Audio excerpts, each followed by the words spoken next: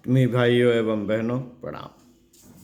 आपको पुस्तक महापुरुषों के अविस्मरणीय जीवन प्रसंग भाग 2 वाङ्मय 51 लेखक पंडित श्री राम शर्मा आचार्य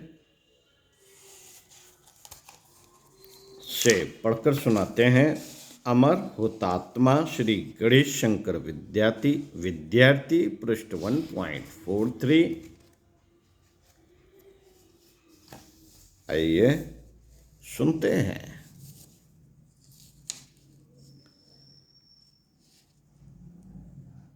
श्री गणेश शंकर विद्यार्थी देश की स्वाधीनता में बाधक बने सांप्रदायिक विष को पीकर बलिदान हो जाने वाले गणेश शंकर विद्यार्थी का जन्म आश्विन शुक्ला 14 संवत 1947 सन 1890 को प्रयाग के अतरसुईया मोहल्ले में हुआ। उनका परिवार मध्यवर्गीय परिवारों में भी एक साधारण परिवार था। उनके पिता मुंशी जयनारायण ग्वालियर रियासत में मुंगावली कस्बे के एक मिडिल स्कूल में सहायक अध्यापक थे। विद्यार्थी जी के पिता की आर्थिक स्थिति अच्छी नहीं थी, किंतु वे बड़े ही मितव्ययी, सदाचारी और सादे स्वभाव के थे। संतोष को उन्होंने जीवन की सुख शांति का मूल मंत्र बनाया हुआ था। अपने इन्हीं गुणों के कारण वे अपनी संतानों पर इतने पवित्र संस्कार डाल सके कि आगे चलकर उनके आदर्श पुत्र गणेश शंकर केवल कुटुंब का ही नहीं, प्रत्युत देश का मस्तक ऊंचा करके गांधी जी जैसे महान मनुष्य की प्रशंसा एवं प्रेम के पात्र बनकर दिखला सके। साथियों, मुंशी जयनारायण अपनी कठिन आर्थिक परिस्थितियों के कारण अपने होनहार पुत्र गणेश शंकर को कुछ अधिक शिक्षा न दिला सके। वे उसे केवल अंग्रेजी मिडिल तक की शिक्षा दिलाने के बाद यह आशा करने लगे कि गणेश शंकर नौकरी करके परिवार का बोझ बटाए। गणेश शंकर ने पिता की व्यवस्था अनुभव की और कानपुर में अपने बड़े भाई के पास नौकरी करने के लिए चले गए। चलते समय उनके पिता ने कहा कि गणेश, यह मैं अच्छी तरह जानता हूं कि पढ़ने लिखने में तुम्हारी रुचि है और तुम आगे पढ़ने की इच्छा रखते हो, किंतु परिवार की स्थिति से तुम अनभिज्ञ नहीं हो। मैं हर प्रकार से विवश होकर ही तुम्हें नौकरी करने की अनुमति दे रहा हूं। यदि तुम में शिक्षा की सच्ची लगन होगी तो तुम नौकरी करते हुए भी आगे बढ़ सकने के लिए मार्ग निकाल लोगे। मनुष्य यदि अपने उद्देश्य का धनी है तो वह पर्वतों के बीच भी अपना रास्ता बना लेता है। पिता के प्रेरणापूर्ण शब्दों ने गणेश शंकर पर बड़ा गहरा प्रभाव डाला और मन ही मन यह संकल्प लेकर कानपुर के लिए विदा हो गए कि हजार बाधाओं के रहते हुए भी मैं जीवन की उन्नति और जनसेवा का मार्ग निकाल लूंगा। गणेश शंकर कानपुर में जब अपने बड़े भाई के पास पहुंचे और अपना मंतव्य बतलाया तो उनके दूरदर्शी भाई उन्हें आगे पढ़ने के लिए प्रेरित किया। उनकी हार्दिक इच्छा थी कि उनका उद्योगी एवं परिश्रमी भाई अधिक से अधिक शिक्षा पाए और जीवन में विकास करे। निदान उन्होंने अपने सीमित साधनों में से भी खर्च निकालकर और कुछ खर्च निकालकर गणेश शंकर को एंट्रेंस के पाठ्यक्रम की पुस्तकें खरीदी और कुछ खर्च देकर पिता के पास पुनः इस प्रार्थना के साथ भेज दिया कि वे उन्हें स्कूल में भर्ती कराकर आगे पढ़ने का अवसर दे दें। मित्रों, पिता की इच्छा में फूल खिल उठे और उन्होंने पुत्र को खुशी खुशी एंट्रेंस में भर्ती कराकर भगवान को धन्यवाद दिया। गणेश शंकर ने खूब मन लगाकर पढ़ा और बहुत ही अच्छे नंबरों के साथ एंट्रेंस की परीक्षा द्वितीय श्रेणी में पास की। आगे पढ़ने के लिए उन्होंने इलाहाबाद में कायस्थ कॉलेज में प्रवेश लिया, किंतु किसी प्रकार भी आगे का खर्च न चल सकने के कारण 7-8 माह बाद उन्हें कॉलेज छोड़ देना पड़ा। साथियों, किंतु इससे उन्होंने अपने उत्साह को मंद नहीं होने दिया और कानपुर में करेंसी कार्यालय में नौकरी कर ली। किंतु स्वतंत्र विचार के उद्योगी युवक गणेश शंकर विद्यार्थी को सरकारी गुलामी पसंद न आई।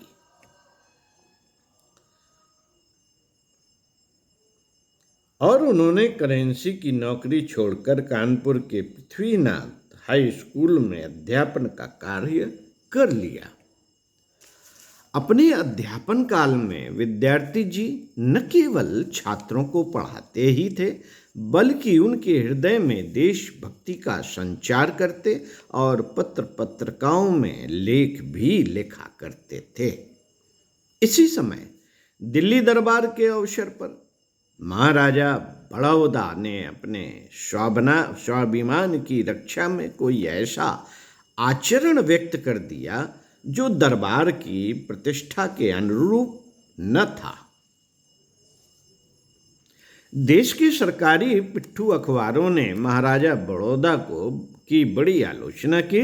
गणेश शंकर से अन्याय सहन न हुआ और उन्होंने स्वाभिमान की रक्षा करने वाले महाराज बड़ौदा के आचरण को उचित ठहराते हुए बड़े ही तेजस्वी शब्दों में कर्मयोगी आदि पत्रों में लेख लिखे। गणेश जी का यह स्वतंत्र साहस उनकी जिंदगी में एक महत्वपूर्ण मोड़ सिद्ध हुआ। जनता ने उनकी प्रतिभा पहचानी और उन्होंने जनता की आवश्यकता समझी। स्कूल के अधिकारियों ने गणेश शंकर के तेज पूर्ण विचारों को अहितकर बताया तो उन्होंने स्कूल की नौकरी से त्याग पत्र दे दिया। स्कूल की नौकरी से त्याग पत्र दे दिया। उसी समय सरस्वती के संपादक आचार्य महावीर प्रसाद द्विवेदी को एक योग्य सहायक की आवश्यकता थी। वे गणेश जी के विचारों की तेजस्विता और लेखनी की विशेषता से परिचित हो चुके थे। उन्होंने उनको अनुरोध पूर्वक सरस्वती में बुला लिया और 30 रुपये मासिक पारिश्रमिक का प्रस्ताव करते हुए कहा, विद्यार्थी जी, सरस्वती के पास साहित्य सेवा के अवसर के अतिरिक्त और कोई लाभ नहीं है। गणेश शंकर ने विनम्रता पूर्वक निवेदन करते हुए केवल 25 रुपया पारिश्रमिक ही उनके लिए पर्याप्त होगा। उन्होंने अपना जीवन पैसे के लिए नहीं, किसी भी माध्यम से देश सेवा के लिए समर्पित कर देने का निश्चय कर लिया है और सरस्वती ने उन्हें इसका अवसर देकर कृतार्थ कर दिया है। साथियों, प्रस्तावित वेतन से 5 रुपए कम लेकर गणेश शंकर ने सरस्वती में इतनी ऊंची लगन और गहरे परिश्रम से सेवा की कि आचार्य द्विवेदी ने एक स्थान पर व्यक्त किया, विद्यार्थी जी, जब तक मेरे साथ रहे उन्होंने बड़ी मुस्तैदी और परिश्रम से सारा काम किया। वे रोज 2 मील पैदल चलकर प्रातः काल जूही जाते थे और सायंकाल को वापस आते थे। उनकी शालीनता, सज्जनता और परिश्रमशीलता ने मुझे मुग्ध कर लिया। विद्यार्थी जी में ज्ञान अर्जन की इतनी लगन थी कि वे बहुधा रास्ते में चलते हुए भी कोई न कोई अखबार अथवा पुस्तक का अध्ययन किया करते थे। मित्रों, सरस्वती की निष्काम सेवा ने उन्हें भारत के पत्रकार जगत में विख्यात कर दिया। जिसके फलस्वरूप उन्हें इलाहाबाद के अभ्युदय साप्ताहिक ने द्विवेदी जी से मांग लिया। द्विवेदी जी ने उन्हें राजनीतिक विचारधारा विकसित करने का परामर्श देकर आशीर्वाद पूर्वक अभ्युदय का संपादन भार संभाल लेने के लिए अनुमति दे दी। साथियों, देश की चिरवांछित स्वाधीनता के लिए सेवा करने के इच्छुक गणेश को अब उपयुक्त क्षेत्र मिल गया था और उन्होंने निर्द्वंद होकर कलम उठाई और अपने तेजस्वी विचारों से राजनीतिक वातावरण में एक हलचल भर दी। किंतु कुछ समय बाद बीमार हो जाने के कारण उन्हें अभ्युदय से हटना पड़ा। स्वस्थ हो जाने के बाद वे फिर मैदान में आए, किंतु अभ्युदय के माध्यम से नहीं बल्कि प्रताप नामक एक नए साप्ताहिक की योजना लेकर। अपनी बीमारी के समय उन्होंने अभ्युदय के संपादक का पद जिन मित्र को समर्पित कर दिया था उनसे वापस लेना उचित न समझा। साथ ही देश में अच्छी पत्रकारों की कमी की पूर्ति में योगदान करने के इरादे से उन्हें अपने नए पत्र का प्रकाशन करने की योजना उचित लगी। मित्रों, प्रताप की योजना का प्रस्ताव करते समय उन्होंने अपने सहयोगी मित्र पंडित शिव नारायण मिश्र के निराशापूर्ण प्रश्न का जो उत्तर दिया वह वास्तव में कुछ करने की आकांक्षा रखने वालों के लिए एक प्रेरणाप्रद शिक्षा से कम नहीं है। उन्होंने कहा, रुपए पैसे व प्रेस आदि अन्य साधनों की कमी को हम लोग अपने अनवरत परिश्रम एवं लगनशीलता से पूरी कर लेंगे। हम निस्वार्थ भाव से जनता की सेवा का व्रत लेकर कार्य करेंगे और जनता हमारा सहयोग करेगी। मिश्र जी, आप निराश ना हो, आत्मविश्वास के साथ पुरुषार्थ का सहारा लेकर मैदान में आइए। तो हम लोग लेखन से लेकर चपरासी तक का सब काम जब स्वयं करेंगे तो कोई कारण नहीं कि हमारी जनोपयोगी योजना सफल न हो। श्री गणेश शंकर विद्यार्थी ने ऐसा ही किया और साधनों के अभाव में भी प्रताप चल निकला। उन्होंने अपने पत्र की नीति किसान, मजदूर तथा देशी राज्यों को पीड़ित एवं शोषित जनता का हित समर्थन बनाई। उन्होंने रायबरेली के किसानों, कानपुर के मिल मजदूरों का समर्थन करते हुए चंपारण में गोरों के अत्याचार की कड़ी आलोचना शुरू करके जन स्वाधीनता का संघर्ष छेड़ दिया। इस राष्ट्रीय सेवा के पुरस्कार स्वरूप उन्हें 5 बार जेल यात्रा करनी और यातना सहनी पड़ी।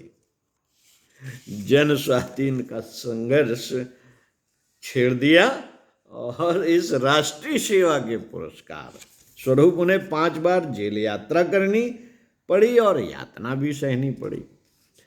श्री गणेश शंकर की इन जीवंत सेवाओं ने उन्हें गांधी जी के निकटस्थ कर उनका कृपा पात्र बना दिया और तब तो उन्होंने होम रूल आंदोलन, कानपुर के सूती मिल मजदूरों की हड़ताल, रायबरेली कृषक संघर्ष, स्वदेशी बहिष्कार आंदोलन और नमक सत्याग्रहों में सक्रिय भाग लेकर वह महत्वपूर्ण कार्य कर दिखाया जिसके लिए वे प्रांतीय राजनीतिक सम्मेलन के अध्यक्ष बनाए गए और जनता द्वारा 1925 में कानपुर के एक धन कुबेर के मुकाबले चुनाव में जिताकर प्रांतीय काउंसिल में भेजे गए। किंतु उन्हें धारा सभा का निष्क्रिय जीवन पसंद न आया। वे तो मैदान में सिपाही बनकर देश की स्वाधीनता के लिए सक्रिय सेवा करना चाहते थे। निदान उन्होंने 1929 में धारा सभा का त्याग कर दिया। गांधी जी ने जब सत्याग्रह और असहयोग आंदोलन चलाया तो विद्यार्थी जी इस आंदोलन के कर्णधारों की अग्रिम अग्रिम पंक्ति में आ खड़े हुए। कानपुर में रेल अधिकारियों की मनमानी का उन्होंने सक्रिय विरोध किया। एक बार तो रेलवे की जनरल मैनेजर ने उनसे लिखित क्षमा याचना तक की। साथियों, प्रताप कार्यालय उस समय क्रांतिकारियों का गढ़ बन गया था। वहां क्रांतिकारियों की रूपरेखा तैयार होती, आंदोलनकारी वहां प्रश्रय लेते। यतीन्द्र नाथ दास, सरदार भगत सिंह, चंद्रशेखर आजाद जैसे स्वतंत्रता सेनानी उनसे परामर्श और सहयोग लेते थे। भगत सिंह उनकी ही प्रेरणा और सहयोग से जापान में रास बिहारी बोस से मिलने गए थे। पंजाब से कानपुर आकर बलवंत सिंह के नाम से उन्होंने विद्यार्थी जी की सलाह पर ही क्रांतिकारी गतिविधियों का संचालन किया था। वे नहीं रहे। उनका असामयिक निधन हो गया। मौत किसे छोड़ती है, किंतु किसी किसी की मौत भी उस व्यक्ति को अमर बना देती है, अमर बना जाती है। मृत्यु से शत्रुता रखकर भयभीत होने वाले व्यक्तियों को वह पूरी तरह नष्ट कर देती है, परंतु जो उसे साथी सहचर मानकर उसका स्वागत करते हैं उन्हें वह अमर बना देती है। विद्यार्थी जी ने हंसकर मृत्यु को गले लगाया और वे इतिहास में अमर हो गए। मृत्यु तो सुनिश्चित है और पैदा होता है जो वह मरता अवश्य है, किंतु जो इस जीवन को इस ढंग से जीते हैं कि मरने के बाद भी उनके कार्य उन्हें चिरस्मरणीय बना जाते हैं, विद्यार्थी जी ऐसे ही व्यक्ति थे। साथियों, इसी से इन्हीं के संबंध में आपको आगे कुछ लेख पढ़कर सुनाएंगे। सुनते रहिए अगले वीडियो में विद्यार्थी जी के बारे में। ओम शांति।